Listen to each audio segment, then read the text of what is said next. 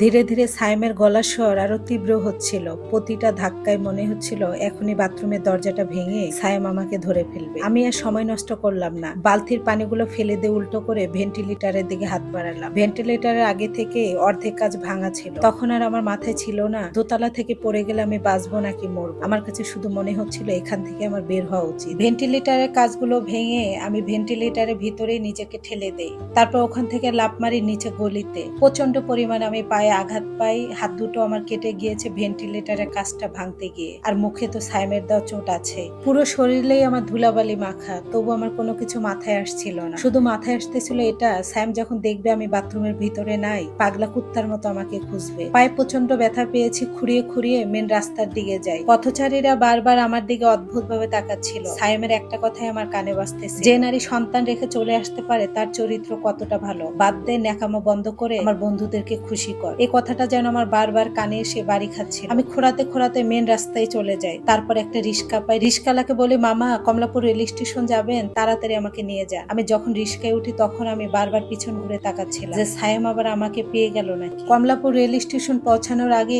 আকাশে দেয়া চেনটা আমার কাছে ছিল। ওইটাই আমার শেষ সম্বল। আমার কাছে কোনো টাকা পয়সা নাই। ওই চেনটা বিক্রি করে রিস্কালাকে ভাড়া দেই আর টিকিট কাট, ট্রেনের জন্য বসে থাকি। কিছুক্ষণ পরে ট্রেন এসে পরে আমি ট্রেনে উঠি। বাইরে অন্ধকার, মনে হয় আমার জীবনের প্রতিচ্ছবি আমি নিজে চোখে দেখতে পাচ্ছি। ট্রেনের জানালা দিয়ে অন্ধকারের দিকে তাকাচ্ছিলাম আর মনে হচ্ছিল আমি কাকে ভালোবেসে কি হারালাম। আমার সাজানো গোছানো সংসার, আমার ভালো স্বামী আর আমার সেই জান বাচ্চাটা, যাকে আমি 1 মিনিট না দেখলে পাগলের মতো ছটফট করতাম। আর তাকে ছেড়ে আমি কিভাবে এই কাজটা করলাম। ভোরবেলা গিয়ে যখন আমাদের চেন্নাই স্টেশনে নামলাম, শহরটা ঘুমন্ত। সেই রাস্তা দিয়ে হাঁটতে শুরু করলাম। বুকের ভিতরটা আমার ফেটে যাচ্ছিল। এই রাস্তা দিয়ে অফিসে ফেরার সময় আকাশ রিস্কাই করে আমাকে কতবার ফুচকা খাওয়াতে এনেছে, আর আমার বাচ্চাটা বায়না ধরতো চকলেটের। বাসার সামনে গিয়ে দাঁড়ালাম। সেই 4 তলার ব্যালকনিটা দেখা যাচ্ছে, গ্রিলে সেই আকাশের সাতটা শুকা দেওয়া। মানুষটা হয়তো এখনো অগোছালো আছে। কলিং বেলে হাত দিতে গিয়ে থমকে গেলাম। সত্যি কি আমার কোনো অধিকার আছে এই কলিং বেলে হাত দেওয়ার? আমার যে সম্মান ছিল সে সব সম্মানেই তো আমি ধুলোয় মিশিয়ে চলে গিয়েছিলাম। সত্যি কি আমি আর সেই সম্মান ফিরে পাওয়া সম্ভব? অনেকক্ষণ দাঁড়িয়ে থেকে সাহস করে কলিং বেল টিপ দিলাম। ভিতর থেকে ভারী পাওয়ার আওয়াজ আসতেছে। আমার হৃৎপিণ্ড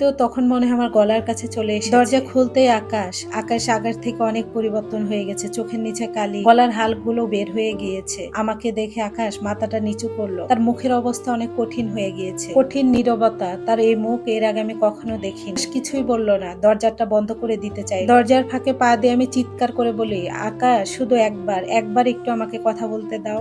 আকাশকে আমি চিৎকার করে বললাম, আকাশ আমি মরে যাব, আমার ভুল হয়েছে, আমাকে একটাবার সুযোগ দাও। ভিতর থেকে একটা চিকন গলার আওয়াজ আসলো, বাবা কে এসেছে? মা এসেছে? ওই গলার কণ্ঠ শুনে আমি আর স্থির থাকতে পারলাম না। আমি দরজায় বসে পড়লাম। তখন আকাশ বলল, বাবা তোমার মা মারা গিয়েছে, ভিতরে যাও। কথাটা যেন আমার কলিজায় তীরের মতো গিয়ে বিঁধলো। আকাশের আমি পা দুটো জড়িয়ে ধরলাম। আকাশের আমি পা জড়িয়ে ধরে বলি, আকাশ তুমি আমাকে মেরো না, আমাকে একটু জায়গা দাও। আমি কোনো অধিকার দেখাবো না, শুধু আমার বাচ্চাটাকে আমি দূর থেকে দেখবো। আমি জানি আমি পাপী। আকাশ আমার দিকে তাকালো। আকাশের চোখে কোনো ঘৃণা ছিল না, ছিল এক আকাশ পরিমাণ যন্ত্রণা। আকাশ বলল, তুমি যেদিন আমার জমানো টাকা আর আমার গহনা নিয়ে পালিয়েছিলে, সেদিন আমি তোমাকে ঘৃণা করার শক্তিও হারিয়ে ফেলেছি। আমি শুধু ভেবেছি আমার ছেলেটাকে আমি কি জবাব দিব।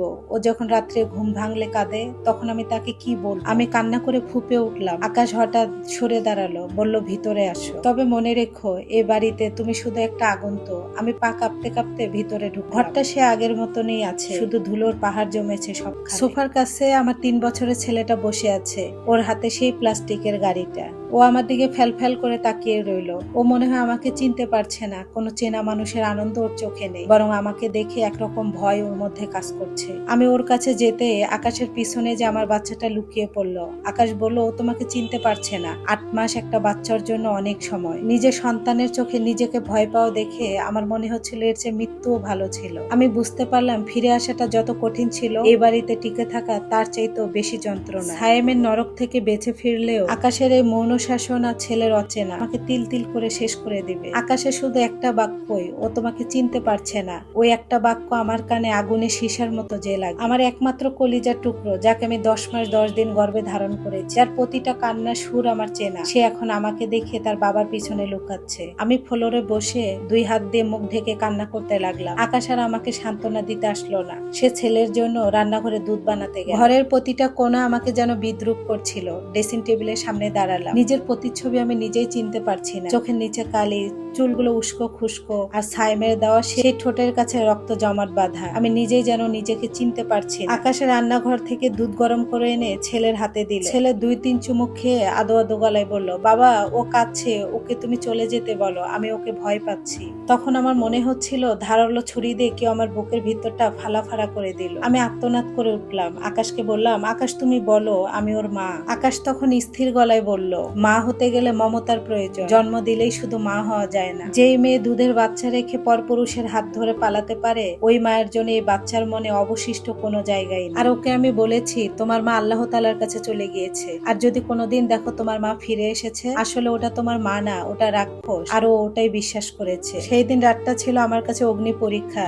আকাশ আমাকে একটা স্টোর রুমে থাকার অনুমতি দিল। পুরা রুমে পুরাতন আসবাবপত্র আর খবরের কাগজে স্তূপ, মাঝখানে পাটি বিছিয়ে আমি শুয়ে পড়লাম। কিছুক্ষণ পরে রুম থেকে খিলখিলিয়ে হাসির আওয়াজ আসতেছিল। বুঝতে পারলাম আকাশ গল্প শুনিয়ে বাবুকে ঘুম পাড়াচ্ছে। তার একটু পরে আবার নীরব হয়ে গেল। মাঝ রাত্রে বাবুর কান্নার আওয়াজে আমার ঘুম ভেঙে যায়। আমি তাড়াতাড়ি করে ছুটে ও রুমের দিকে যাই। দেখি আকাশ বাবুকে বুকে নিয়ে পায়চারি করছে আর বলছে, বাবা কান্না করো না, আমি আছি না, তোমার বাবা আছে না। আমি তাকিয়ে তাকিয়ে দরজা ফাঁক করে দেখলাম। আমার খুব ইচ্ছা করতেছিল বাবুকে জড়িয়ে নিতে। আকাশ আমাকে দেখে নীরব হয়ে গেল। আমাকে চোখের ইশারায় বুঝালো আমি এখান থেকে যেন চলে যাই। আমার বুকের ভিতরটা দুমড়ে মুচড়ে শেষ হয়ে যাচ্ছিল। পরের দিন সকালবেলা আকাশ অফিসে যাওয়ার আগে কয়েকটা নোট আমার দিকে বাড়িয়ে দিল আর বলল, বাসায় সব বাজার আছে, তুমি এখানে কিন্তু আছো একজন আয়া হিসাবে, কখনোই আমার ছেলের সামনে গিয়ে মার অধিকার দেখাবা না। আমি আর ওর ছোট মনে কোনো প্রেশার দিতে চাই না। আকাশ এই বলে বাসা থেকে বের হয়ে গেল। আমি পুরা রুমটা পরিষ্কার করলাম, ময়লায় পাহাড় হয়ে আছে। আকাশের পছন্দের খাবার রান্না করলাম, বাবুর জন্য খাবার রান্না করলাম, কিন্তু দিন শেষে দেখলাম বাবু আমার হাতে খেলোই না, ও আমাকে ভয় পাচ্ছিল, ওর বাবার জন্য অপেক্ষা করতেছে। বিকালবেলা কলিং বেলের আওয়াজ। আমি ভাবলাম মনে হয় আকাশ আসছে অফিস থেকে। দরজা খুলেই আমার পুরো শরীর শীতল হয়ে গেল।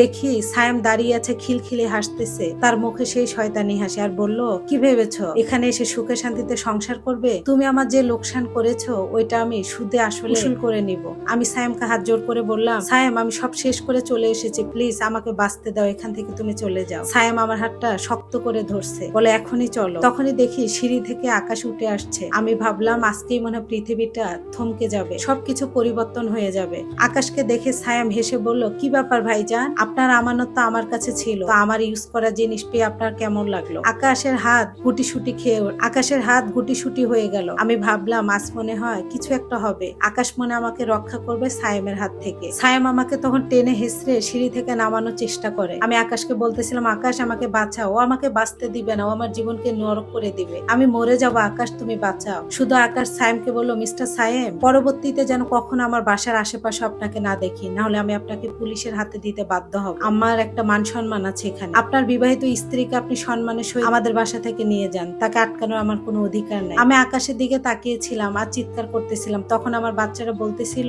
বাবা রাক্ষসীটা কান্না করতেছে। তখন আকাশ বলে, বাবা রাক্ষসীকে নিয়ে যাচ্ছে, রাক্ষসী আমাদের জীবনে আর কোনো অস্তিত্ব নেই, তুমি আর ভয় পেও না, তুমি ভিতরে যাও। এই বলে আকাশ দরজার কাছে দাঁড়িয়ে। আমি বারবার আকাশের দিকে কান্না করতেছি তাকিয়ে, আকাশ আমাকে বাঁচাও। আমি আকাশের কাছে একটু আশ্রয় চাচ্ছিলাম, আকাশ মনে আমাকে সায়েমের হাত থেকে বাঁচাবে, কিন্তু আকাশ আমাকে বাঁচায়নি সেই দিন। আকাশ দরজা আটকে দেয় আর সায়েম আমাকে সিঁড়িতে টানতে হেসড়ে নিয়ে আসার বলে, আমার হাত থেকে তুই রক্ষা পাবি না, আজকে আমার বন্ধুদের সঙ্গে তোকে ডেটতে যেতে হবে, সুদে আসলে তোকে দিয়ে আমি টাকা উসুল করবো। আমি কি পারবো সায়েমের হাত থেকে আমাকে নিজেকে রক্ষা করতে, এই নরক থেকে বাঁচতে? পরের পার্টের জন্য অপেক্ষা করুন। ধন্যবাদ সবাইকে।